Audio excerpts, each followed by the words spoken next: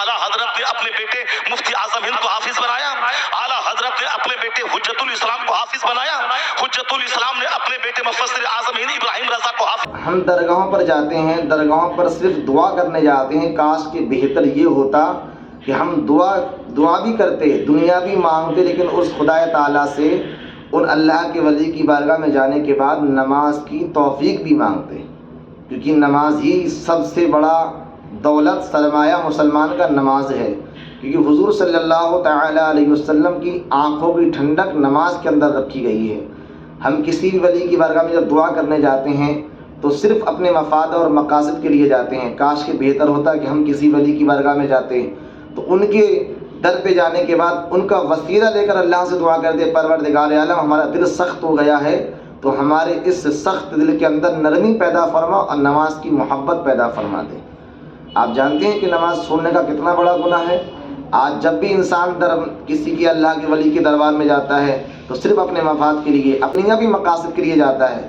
लेकिन बेहतर ये होता कि आप दुनिया भी मांगते, लेकिन उससे ज़्यादा आप आखिरत के लिए सवाल अल्लाह की बारगाह में करते। क्योंकि खुदा ताला इरशाद फरमाता है, जो बंदा मुझसे आखिरत की भलाइयाँ मांगता है, आखिरत के बारे में मुझसे सवाल करता है, तो खुदा ताला इरशाद फरमाता है कि मैं उसे आखिरत की भलाइयाँ भी अता फरमाता हूँ और उसके साथ साथ दुनिया की नेमतों से भी उसे मालामाल फरमा देता हूँ। तो हमें ये चाहिए कि हम अपने जब भी किसी अल्लाह की वली की बारगाह में हाज़िरी दें तो अल्लाह तबारक व तआला से नमाज की तौफीक ज़रूर मांगें। मुफ्ती शहरयार साहब की तकरीर आप ज़रूर सुने कि आपने क्या खुलासा किया है इस तकरीर में।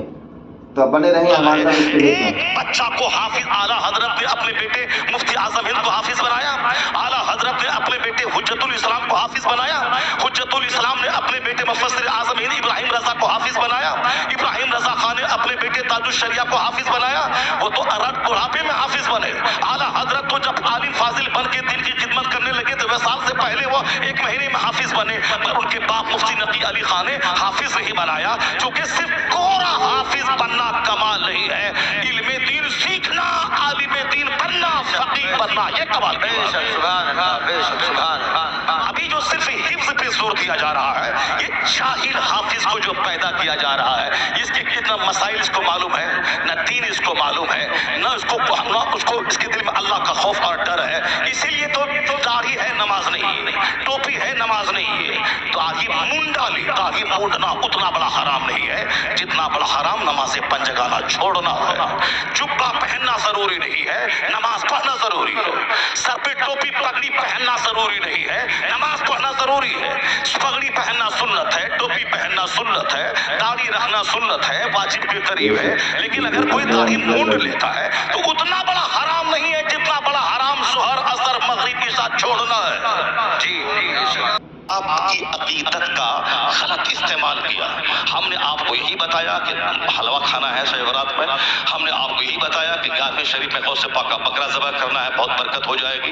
हमने यही बताया कि तोशे कादरिया करवाना है हर महीने की 11 तारीख को, दौलत आपकी बढ़ जाएगी, दौलत बढ़ जाएगी आपकी। हमने यही बताया आपको। हुजूर ने कहा है अद्दुनिया जीफतुन व तुल्लाबुहा किलाब, ये दुनिया मुर्दार है, उसके तलबगार कुत्ते हैं।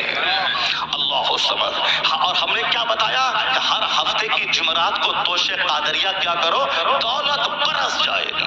तो अब नमाज है नहीं, अब वो तोशे कादरिया हो रहा है, क्योंकि सबको दौलत चाहिए, माल चाहिए।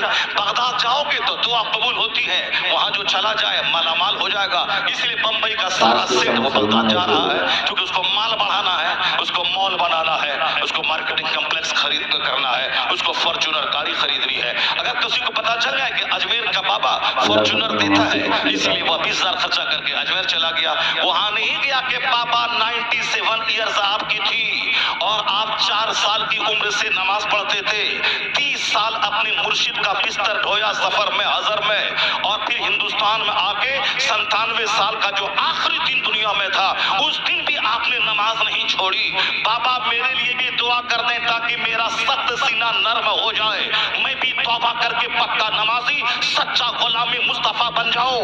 अब वहां कोई नहीं जाता बाबा से दुआ करवाने, ये कहता आप हिंदुस्तान के सुल्तान हैं, हमें मॉल दे दीजिए, हमें प्रधानी के इलेक्शन में जीत दे दीजिए, हमारे बेटे को डीएम बना दीजिए, सामने वाला प्लॉट खरीदना है, पैसा 1 करोड़ है, लगता है उसमें 2 करोड़, 1 करोड़ का इंतजाम करवा दीजिए। ये दुनिया मांगने अजमेर में भीड़ लग रही है। और सुन्नी خوش ہے کہ اجمیر میں 50,000 کی آبادی یہ سنیوں کی آبادی ہے. وہ سنی کی آبادی, وہ تو دنیا داروں کی آبادی ہے, وہ تو صاحب مال دکان مانگنے والوں کی آپ بھیڑ ہے. یہ وہاں کون جائے گا وہ آج میرے.